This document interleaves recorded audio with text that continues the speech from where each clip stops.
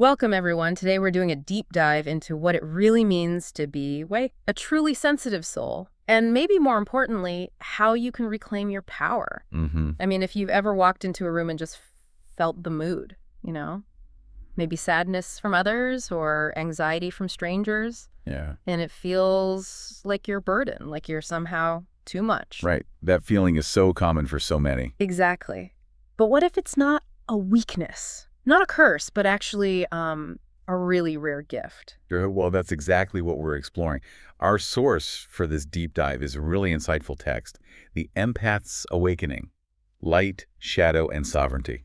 Okay. And this book, it doesn't just, pat you on the back and say your feelings are valid. Right. It goes much deeper. It offers these profound insights into the challenges, definitely, but also the potential for liberation, for freedom that comes with being empathic. It's kind of a roadmap. It really is, a roadmap for understanding yourself. Okay, great. Because that's our mission today, really. We want to unpack what being empathic actually means. Look at some of the maybe hidden dangers that come with this gift. Yes. And crucially, figure out how to shift it, how to transform it from something that feels like a burden into maybe your greatest strength. Absolutely. Think of this deep dive as, I guess, a shortcut to understanding a really profound part of maybe your personal world. A very intimate dynamic for many people. So the text kicks off by defining the empath, right? It calls them a finely attuned psyche. Yeah, that's the phrase. Where the burden of feeling too much becomes unbearable. But here's the kicker, and you mentioned this. This unbearable weight, the stuff you're feeling, is often not their own.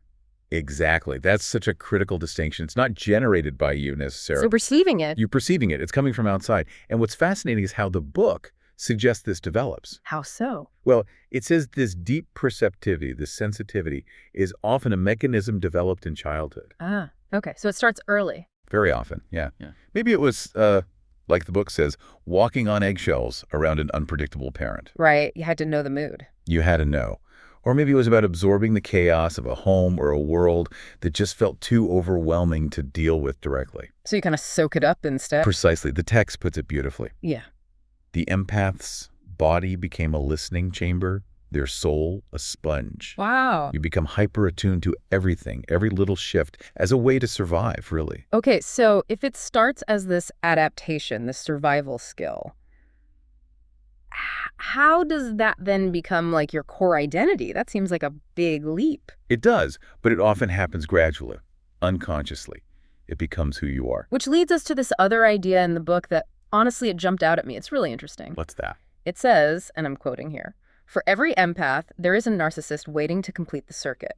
Okay. Wow. That's a strong statement. It is. And we need to clarify straight away, right? The author's really clear. This isn't about everyday vanity. Right, not just someone who's a bit self-absorbed. No, definitely not.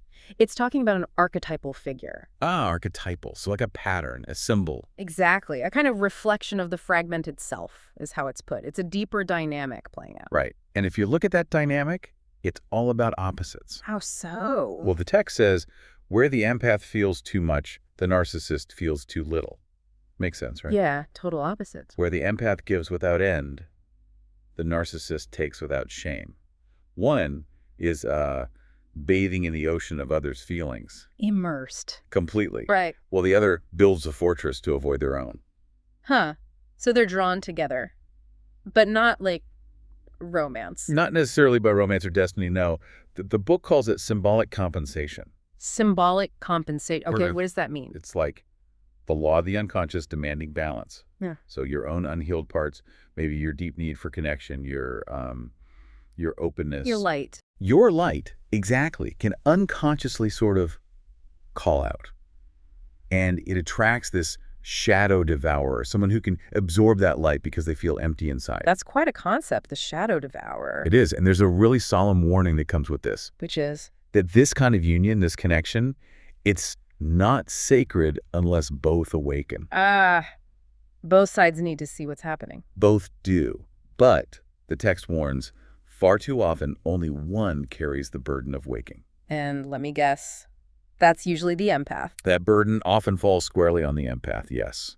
Which brings us to another key point. Okay. This core belief that so many empaths seem to carry, maybe you feel this too, this idea that it's your job, your role, to heal broken people. Yeah, to fill their emptiness, love the unlovable, fix them, basically. Right, to love them back to wholeness. It feels so compassionate, doesn't it? It really does. Like Yeah. the ultimate act of love. But the book challenges this directly. It says this belief is not compassion, it is possession. Possession, that's strong. It is. It links it to the wounded healer archetype.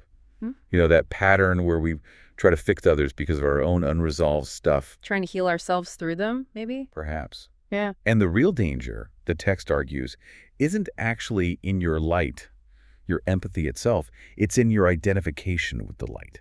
What does that mean, identifying with the light? It means making your entire identity about being the giver, the healer, the light source. The narcissist unconsciously feeds on this. You become, as the book puts it, the mirror they cannot shatter.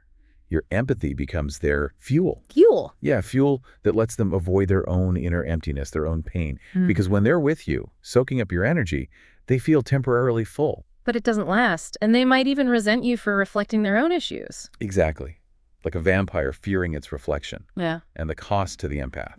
It's huge. Yeah, the book paints a really vivid picture here. It talks about each compromise, each suppression of your truth to preserve the relationship being like a slow sacrifice. A slow drain. Yeah.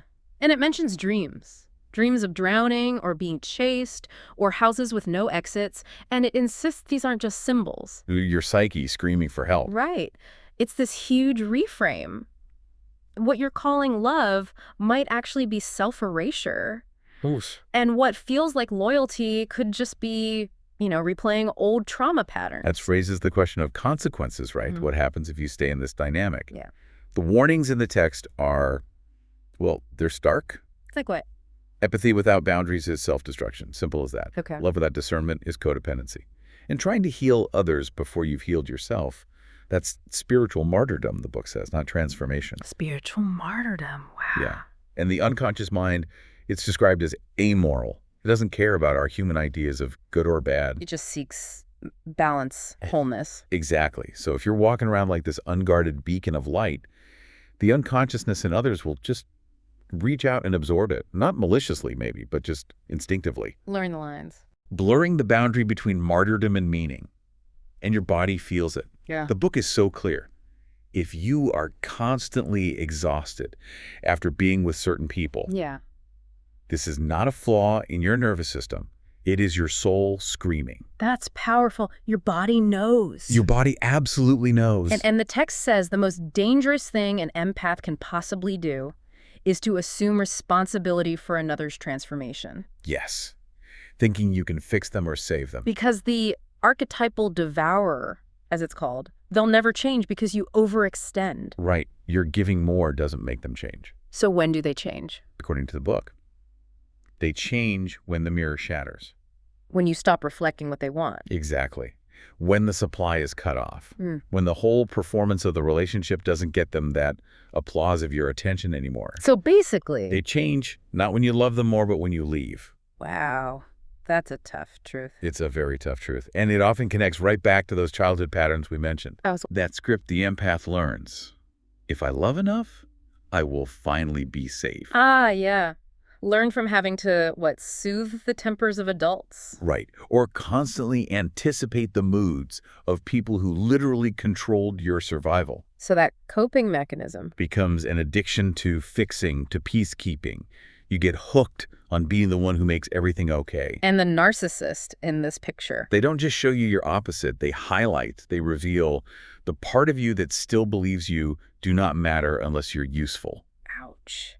That cuts deep. It really does. But, and this is important, Yeah. the book stresses, but do not despair. This pain is not a punishment. It is a portal. A portal, okay. A portal to what? How do you walk away from this dynamic? How do you get your light back? Well, the path forward isn't about, shutting down your empathy or becoming hard-hearted. Okay. No, it's about know thyself. Yeah. Really, truly. Looking inward. Looking inward. To Yeah. gaze not only into the eyes of others, but into the mirror of your own soul. It means facing your own shadow parts. Owning your own stuff. Exactly. Owning your projections. And learning to tell the difference between divine guidance, true intuition, and just emotional enmeshment. Getting caught up in someone else's drama. That sounds difficult, discerning that. It takes practice. And the book says the cycle is only really broken when the empath recognizes their own narcissism. Whoa, wait. The empath's narcissism, how does that work? It's not narcissism in the same way, but it's referring to that hidden part, the part of them that needs to be needed. Ah, okay. The part that fears abandonment. Fears it so deeply it will endure anything to avoid it, even self-destruction. Which leads to a really important question for you, the listener. Which is? Are you willing to look at that part of yourself with real honesty? That's a challenging question, and the text offers some tools for this, right? Some keys. It does. Powerful questions to ask yourself. Like, who benefits when I silence my truth? Who is fed when I dim my knowing? The good one. And maybe the deepest. What part of me believes I must suffer to be loved? Those are definitely keys.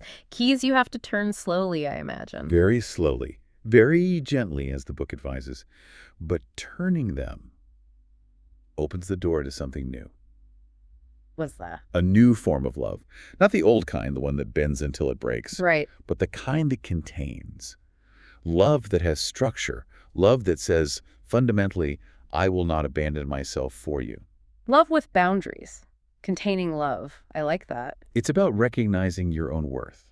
Because the wound for empaths, the book explains, is often hiding their true selves. How? By constantly trying to fit in, to please others, to shape-shift, edit, absorb, adapt. Until you don't even know who you are anymore. Exactly. Until you no longer recognize their own reflection. And the warning that follows is pretty direct. Let's hear it. If you do not return to yourself, others will continue to feed on you. And if you keep refusing to set boundaries, life will set it for you through breakdown, burnout, the shattering, and the shattering of your illusion that love equals pain. Okay, so this is the big shift then. The text really emphasizes you are not too much. Never were. You never were, but you have given too much to those who could not hold it. That's such a crucial point. And importantly, that is not your fault. It is your pattern. Yes. It's a pattern, not a personal failing. But pattern, when made conscious, become portals. There's that word again, portal. It's the transformation. The alchemy, the book calls it, where your empathy stops being a sentence. And becomes your strength. Exactly. Your strength, not your sentence. So what does that look like? An empath who's awakened. Oh, the description is fantastic. It says they stop apologizing. They stop shrinking. They stop feeling the need to over-explain their boundaries to people who, frankly, benefited from them not having boundaries. Right, they just set them. They just set them, and they begin to shine. Not just as, like, little lanterns trying to light up other people's darkness, but as torches. Fierce, rooted. Nice imagery. Yeah. They're no longer begging for a seat at someone else's table. Instead, they're building their own altar. An altar. Not of martyrdom, the book clarifies, but of truth. And that awakened state is what the world fears. Interesting. Why fears? Well, think about the practical outcome. An awakened empath. They're not easy to manipulate anymore. Right. Can't pull the same old strings. Exactly. They're no longer available for emotional vampirism disguised as connection. Okay. They stop confusing intensity or drama, or even just comfortable familiarity, ease with real chemistry or connection. They see through it. They see through it. And they start asking a much deeper, much more essential question about their relationships. Which is? Does this relationship honor who I'm becoming? Ooh, that's a powerful filter. It really is. The text calls that question a sword that cuts through illusion. It applies to every bond, every connection. So does this mean becoming cold? Detached? Not at all. It doesn't mean becoming cold. It means becoming clear. And clarity, the book argues, is love's fiercest expression. Real love wants clarity, not illusion. Okay. But there's another caution here, too. Just because you're clear doesn't mean everyone will like it. Right. Not everyone who claims to need your light is meant to have it. How do you know? Well, some people will have charming wounds, magnetic stories that pull you right in. To rescue or temptation. Exactly. Yeah. And others might genuinely love you, but maybe only the version of you that stays small enough not to threaten their own stagnation. Ouch. Yeah, they don't want you to grow past them. Precisely. So the message is really profound. Your light is holy, but it is not charity. It's not endlessly available to everyone. No. You do not owe your soul to every outstretched hand. The text even says, even Christ had discernment. Even saints walked away. That puts it in perspective. You need wisdom alongside empathy. You absolutely do. Which leads to maybe the final most crucial thought from this text. Okay, what is it? The final warning to empaths is not that others are dangerous. Mm-mm. No. It's that your own unhealed need to be needed is the most dangerous of all. Wow. So the danger is internal. Primarily, yes. When you operate from that belief that love must cost you your vitality, your energy, you just keep repeating the ancient story of self-erasure. And that story always ends in depletion, burnout, emptiness. But if you see the pattern... If you see it, if you hold it consciously and say, okay, I get it now, then you reclaim the pen. And you write a new chapter. You write a new chapter, your own story. Okay. So wrapping this up, what's the core takeaway for someone listening, for you? I think the core message is this. Your gift isn't the suffering you might feel. Right. Your gift is your sight.